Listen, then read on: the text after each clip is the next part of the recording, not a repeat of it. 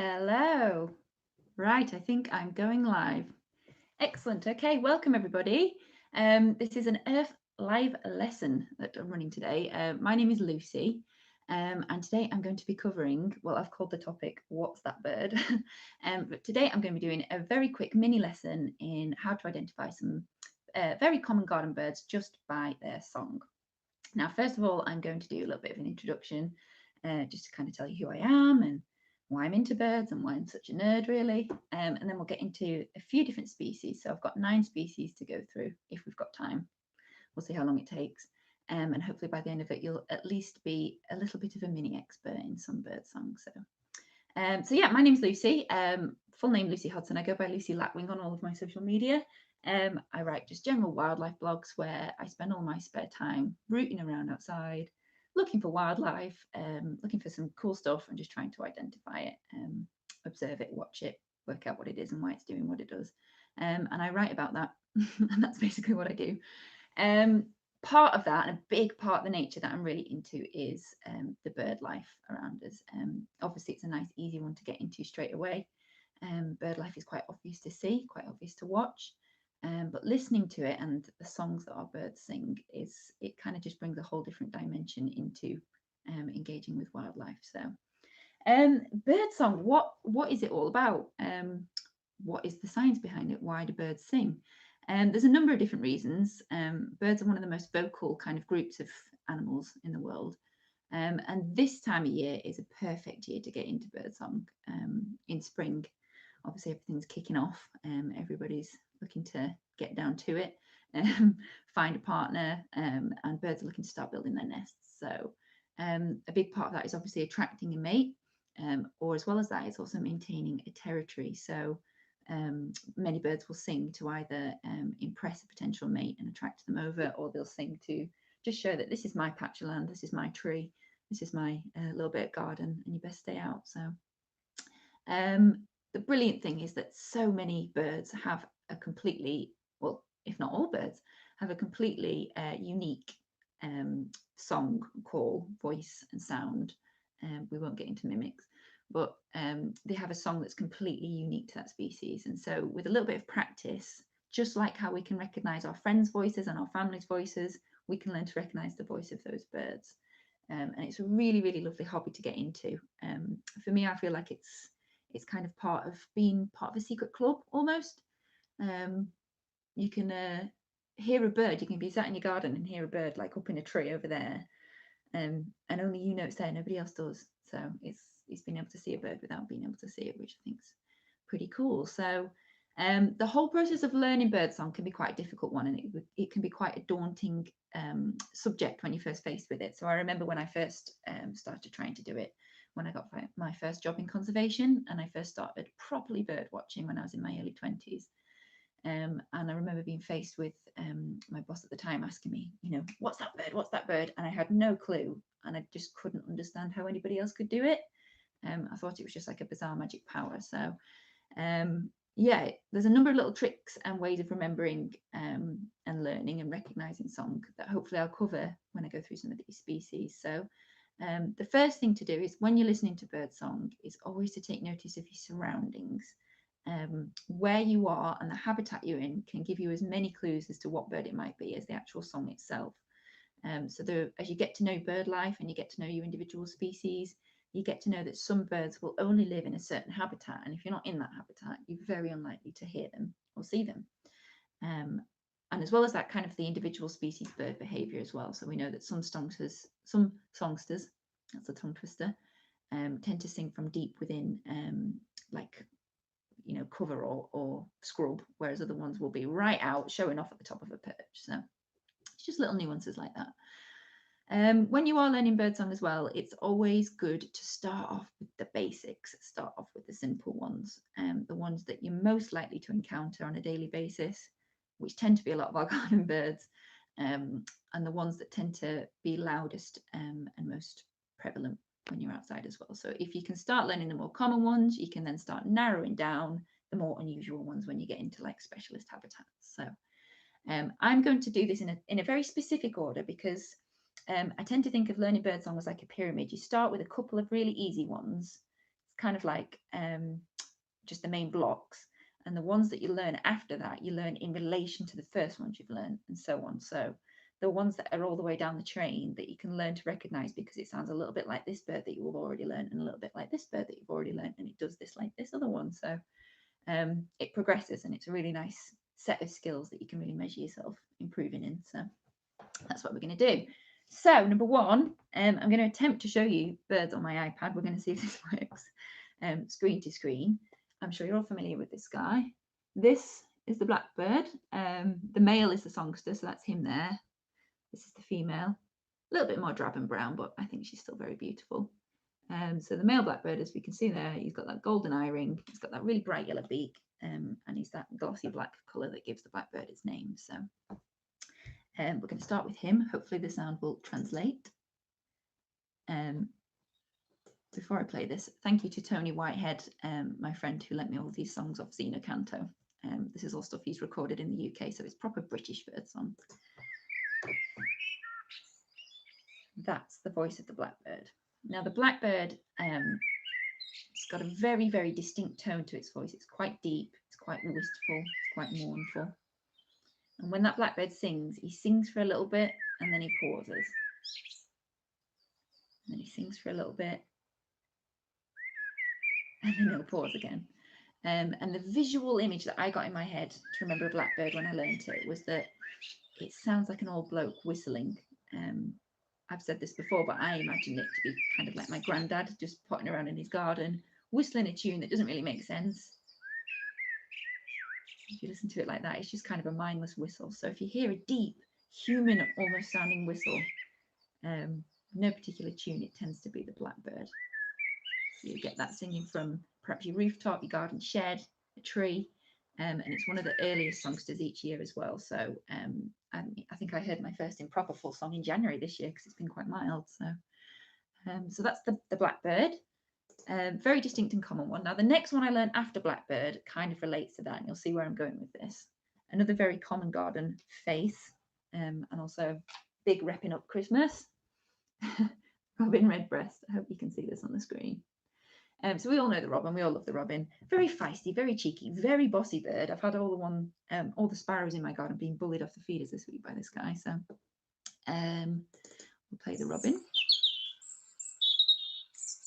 So the robin almost has that similar structure. He sings for slightly longer at a time than a blackbird, and then pauses again. And again, it's that whistly pattern. So if you listen to that, you'll notice it's a lot more high pitched than the blackbird. It's a lot more upbeat almost, and a little bit more cheerful as well. Oh, that's loud. A little bit less whingy. And that's the robin's voice. So if you hear something whistling again, if you think about it, does it sound like a bloke whistling, or does it sound like it could be a child whistling? So I always imagine a granddad and a little kid following around the granddad, listening to him whistle. So that's the two whistlers that we'll get down with straight away. Now some birds don't tend to just have that less structured song. So although they both sing and then pause and then sing and then pause, some of them have a really, really structured song. And this next one is definitely one of those. Again, one of the earliest songsters of the year. I'll get it up on my screen before I press play. This is him. So this is the song thrush. I mean, the clue's in the name. It's got a song in the name. A very, very iconic songster. He's got that lovely speckled belly you can see there. It's a brown bird, same family as the blackbird. So blackbird's also a type of thrush. And these guys are amazing songsters. Again, they sing from quite high up. They sing quite early in the year, and they're very, very loud. So we'll listen to this guy.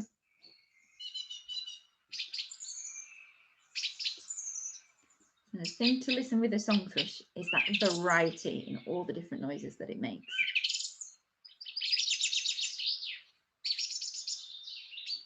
So you can listen there, he's almost picking a phrase, and then he'll repeat that phrase 2 or 3 times. And then, there's a chaffinch in there, and then I'll move on to the next. Just turn that down slightly. So a song thrush will pick one phrase, repeat it 2, 3, maybe 4 times, and then it'll move on to the next. So imagine it getting bored. It thinks, I'm going to try this voice out. No, bored of that. Next. I'm going to try this voice out. No, order that. Next. And it'll do that again and again and again. Different sound after different sound. There is unhelpfully a chaffinch in the background and one competing. Yeah, so just listen for that. They're like impressionists. The first time I ever heard one, I thought it was one bird doing an impression of loads of different ones. So just bear that in mind when you listen to them. Right, the next one gets a very grand title. It is tiny, but it is fierce and it is loud. It is the wren. They've got that little stumpy tail. Really, really small bird. One of the smallest we've got in the UK, bar the goldcrest and firecrest. And this little bird has the champion title of having the most decibels per gram of any British bird. So it's the loudest bird for its size in the UK. And you'll hear this when I play the song. I've turned the sound down slightly in advance. So maybe a bit too much. So when a wren starts singing, it's this explosion of song, often from the undergrowth next to you, quite low down. It's quite high pitched. And the main feature to listen out for in a wren is the rattle. One of my friends describes it as sounding like a little machine gun. So if you imagine a tiny little bird with a tiny machine gun. But the other way to remember it is that, for me, it sounds like it's a little wind-up toy. So you take that little wren and you wind it up and you put it down and release it. And in letting it go, it belts out its song, but it's so small it can't quite control itself. It can't quite hold in all of that song, so it loses control. It just starts rattling and shaking, and that's what the whir is. So if we listen to the whir just again, that bit. So if you just imagine that little rattly wren or a little machine gun, whichever image helps you remember, that's it. It's always worth going back over and listening to these when I'm not chatting over the top as well. So right, the next one. This is quite an easy bird to overlook in terms of its song, because its song, I think, sounds more like a call, which is like a shorter contact noise that birds make. But it's a very, very, very common garden bird. And like I always say, if they were rare, people would lose their minds over them because their colours are ridiculous. So it's the blue tit. I'm sure plenty of you have got these in your garden or local green space at the moment. And if I play their song, all you've got to remember here is just two words, tea and lily. So it sounds like it's saying tea, tea, tea, lily, lily, lily, lily. It's just really, really high pitched. They're often really vocal, really bossy, in your face, in your grill, trying to tell you to clear off. Tea, tea, tea, lily, lily, lily, lily. Blue tip, I think quite a nice, easy one. So we will move on to the next. And this one isn't from Tony, the sound. It's from a chap called Dave Blissett. So thank you, David, for letting me use this. It's this guy, the great tit. Very, very handsome. It's got that black cap and that black stripe going down the middle of his chest as well. Now, great tit is another one that helpfully says a word that you can remember it sounding like. So I'll get in and play him. So some people say it sounds like a squeaky bike wheel or a bike pump. I'm doing the mime here, blowing up some tyres. I tend to remember as it sounded like it's saying either the word teacher, so teacher, teacher, teacher, teacher, or even great tit, great tit, great tit, great tit. The key to remember with a great tit is that it bounces, it's uneven. So it's not a tick-tock, and we'll go into the next bird, which we'll cover that. It's an uneven two-syllable song. So teacher, teacher, teacher. They're all over the place this morning. I could hear 2 or 3. So at the moment, you'll hear loads and loads of great tits. Really iconic song to listen to. Now, the other two-syllable songster, which is just returned in the last, probably about 3 or 4 weeks ago in absolute droves, is this little brown jobby. Now, this is one of many different species of warbler that we get in the UK every year. A lot of them are what are called LBJs, little brown jobbies. Very, very small brown birds, all quite nondescript, very easy to visually get confused, especially if you're just starting out. Chiff chaffs you can tell by eye if you're looking at things like the legs are a little bit darker. But the best way to tell the difference of what kind of warbler you're looking at is the song and the noise they make. So chiff chaff helpfully says its name. So it's quite easy to remember, but it's one of these two-syllable songsters that you'll encounter regularly at the moment, the other being great tit. So we'll listen to the chiff chaff. And you can listen to that. It's just much more even. It's like a tick-tock rather than a bounce. So, and it's saying chiff chaff. I think in most European languages, the name chiff chaff in different languages is its name. I don't know if anybody knows any hilarious ones, but there's some really good kind of, there's a word for it, isn't it, when it songs its name? But yeah, tick tock, chiff chaff, chiff chaff. Nice and easy. Done. Oh, I'll play that again. Right, and the next one, again, I've done another pair after this one. So the next one is a common garden songster. It's a really iconic one, and again, I think it was probably the third or fourth bird song that I ever learned. So I used a slightly different image in this one because I can't stand the drawing of the chaffinch on the RSPB website. Sorry, RSPB. This is male chaffinch, and they're proper singing at this time of year. I've had one belting out again by me all the time at the moment. So now the chaffinch has got a very iconic descending call, descending song. So if you imagine as it's singing, it's going down either some steps or a waterfall. And the key feature of the chaffinch is this little scratch it makes at the end. So that bit. And the volunteer that taught me how to identify the chaffinch, Colin, bless him, told me that it sounds like it's blowing a raspberry. They sound a little bit whingy and then like it's blowing a raspberry at the end. So it's going and it blows this raspberry at the end. So like a noise, but so there you go. So again, this is one of two songsters you'll encounter commonly at this time of year that has a descending waterfall song. The other one has just returned this weekend. I heard my first one on Sunday, so really excited. Again, it's a little brown jobby, an LBJ. It's this guy, if you can see. I mean, I know this looks almost identical to the chiff chaff. This is the willow warbler, and if you remember the previous image, this one's got marginally lighter legs. They're like pinky legs. Again, going on visuals can be really hard when it's a dot in a tree. So if you can wait for it to sing, that's when you know what you're dealing with. So this is the willow warbler.